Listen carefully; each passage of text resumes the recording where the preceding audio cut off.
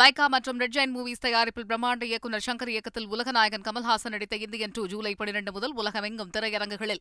மூத்த பத்திரிகையாளர் ரமேஷ் அவர்கள் இணைப்பில் இணைகிறார். வணக்கம் ரமேஷ், இணைப்பில் இணைந்தமைக்கு மிக்க நன்றி. ஒரு கட்சியை ஒருங்கிணைக்கிறது தான் இது எல்லாத்துக்கும் ஒரே சொல்யூஷன், அப்போதான் அடுத்த தேர்தல் நம்மளால வெற்றியை ருசிக்க முடியும் அப்படின்ட்டு ஏற்கனவே ஓபிஎஸ் ஒரு கருத்தை பதிவு பண்ணியிருந்தார். இன்னைக்கு அதிமுக தலைமை சொல்லிடுச்சு ஒருங்கிணைப்புக்கு வாய்ப்பே இல்லை என்று. இது 2026 எந்த மாதிரியான ஒரு தாக்கத்தை ஏற்படுத்த போகுது? ஆல்ரெடி இந்த ஓட்டு சதவீதத்தில் நாம சில வாக்குகள் பிரிந்ததை நம்மளால பார்க்க முடிஞ்சது. இதற்கு அதிமுகவிற்கு இதுக்கு பின்னாடி இருக்கக்கூடிய சவால்கள் என்ன, உங்களோட பார்வை? இன்றைய தினம் முன்னாள் அமைச்சர் திரு ஜெயக்குமார் அவர்கள் அதிமுகவினுடைய முன்னணி நிர்வாகிகளான 6 பேர் முன்னாள் அமைச்சர்கள் திரு எடப்பாடி பழனிசாமியை சேலத்தில் சந்தித்து ஒருங்கிணைப்பு குறித்து வலியுறுத்தியதாக வெளிவந்திருக்கிற செய்திகள் தவறானவை என்று கூறியிருப்பது அப்பட்டமான பொய். அந்த 6 பேரும் திரு எடப்பாடி பழனிசாமியை சந்தித்து மீண்டும் அனைவரும் ஒன்றுபட்டால்தான் அதிமுக வலிமை பெறும் என்று கூறியது 100க்கு 100 உண்மையான சம்பவம்.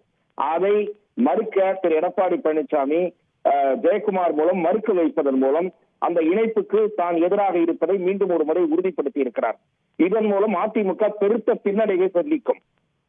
தென் மாவட்டங்களில் அதிமுக நாடாளுமன்ற தேர்தலில் பலத்த அடி வாங்கி இருக்கிறது. ஒட்டுமொத்தமாக தமிழகத்தில் 7 தொகுதிகளில் அதிமுக டெபாசிட்டை பறிகொடுத்திருக்கிறது.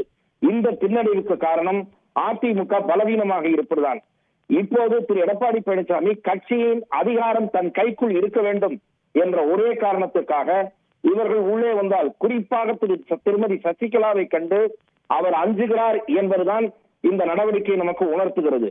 திருமதி சசிகலாவின் தயவால் தான் திரு எடப்பாடி பழனிசாமி முதலமைச்சர் ஆனார் என்பது மறுக்க முடியாத பேருண்மை.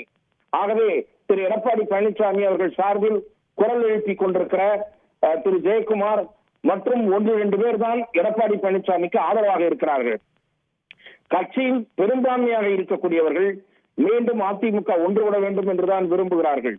ஒரு பொதுக்குழுவை கூட்டி பல பேருடைய கருத்துக்களை சுதந்திரமாக கேட்பதற்கு திரு எடப்பாடி பழனிசாமி முன் வந்தால் அந்த உண்மையை புரிந்து கொள்ள முடியும். அதற்கு அவர் தயாராக இல்லை.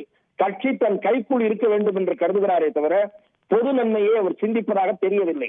அதிமுக ஒன்றுபடாவிட்டால் தொடர்ந்து தோல்வியைத்தான் தழுவோம். திரு ரமேஷ், இப்போ பார்த்தோம்னா அதிமுக தலைமை இந்த ஒரு அறிவிப்பை வெளியிட்ட நிலையில இதற்காக காய் நகர்த்திய அந்த 6 முன்னாள் அமைச்சர்கள் அவங்க தரப்புல இருந்து இன்னும் அடுத்த கட்டத்துக்கு இதை கொண்டு செல்வாங்க நீங்க எதிர்பார்க்கிறீங்களா, இந்த இணைப்பை சாத்தியமாக்குவதற்காக? நிச்சயமாக அவர்களும் கொண்டு செல்வார்கள். திரு ஜெயக்குமாரை விட்டு பேச வைப்பதை அவர்கள் விரும்ப மாட்டார்கள். திரு ஜெயக்குமாரும் KP முனுசாமியும் எடப்பாடி பழனிசாமியின் குரலாகத்தான் எதிரொலிக்கிறார்கள், ஊதுகுழலாக இருக்கிறார்கள். அதுல ஒன்று மாற்று கருத்து இல்லை.